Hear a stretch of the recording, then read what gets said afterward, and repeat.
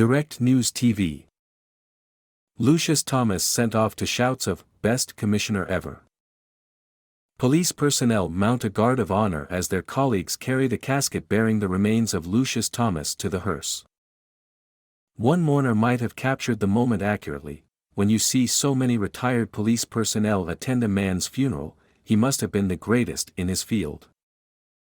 Those words were used to mark the farewell celebration of the life of retired Commissioner of Police Lucius Anthony Thomas, for which hundreds of people crammed the Boulevard Baptist Church in St. Andrew last Wednesday, even forcing it into overflow mode as speaker after speaker, and singers as well, lauded the man often referred to as the "best commissioner ever," rank-and-file police's best friend, and loyal stalwart of the officer corps. The term "best commissioner ever" was like an echo at the service which witnessed the turnout of retired and active who's who of policing over the last 50 years. Thomas, who served as commissioner from 2005 to 2007, dedicated 38 years of the 73 he spent overall on this land to the Jamaica Constabulary Force. He lost his valiant battle with cancer on January 18. He was a true, humble gentleman with great interpersonal skills, a man of integrity who was very supportive of his own commanding officers, chairman of the Police Officers Association, senior superintendent of police Wayne Cameron uttered. He was the only commissioner of police who maintained an open-door policy, Cameron continued, to much applause. He had a heart filled with kindness, the senior officer said.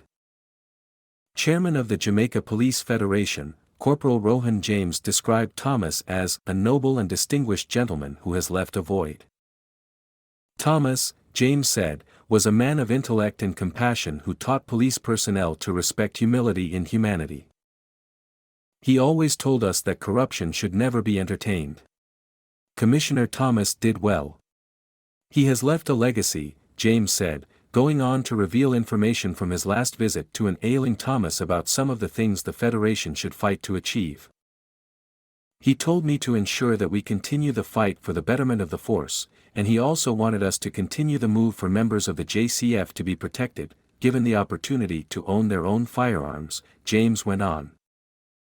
In emphasizing the regard he held for police personnel, former Commissioner Dr. Carl Williams said that Thomas, who built his reputation as a member of the force's special branch, was known to drive around Jamaica with wads of cash which he would dole out to policemen he would meet on the street in a show of encouragement for their work.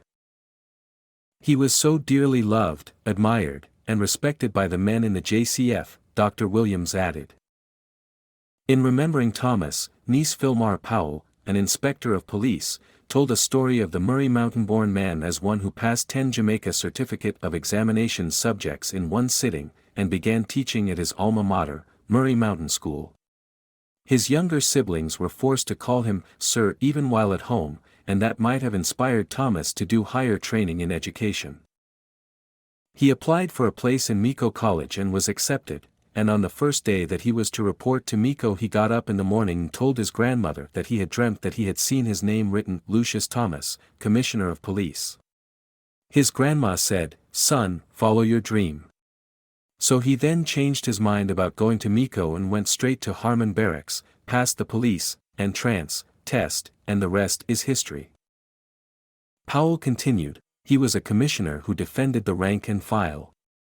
On the other hand, he was a disciplinarian. He had a vested interest in youth development and never forgot where he came from. He enjoyed music, in particular, songs by Black American, Otis Redding. He would often attend jazz and blues events. He loved rocksteady music. In sports he would bemoan the deterioration of West Indies cricket, and speak highly of past West Indies teams. He was also passionate about dominoes, Powell said.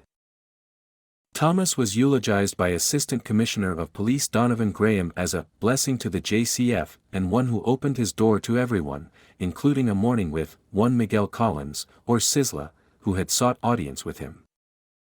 Good friend and former colleague Leon Rose, a retired Assistant Commissioner, said Thomas, who replaced Francis Forbes as Commissioner, had his own style of leadership and management. Those who were to be promoted had to be validated by their peers. He went around the island promoting worthy individuals on the spot. He was a man who looked out for the poor and dispossessed, and he always maintained that the reputation of the JCF remained intact, Rose said.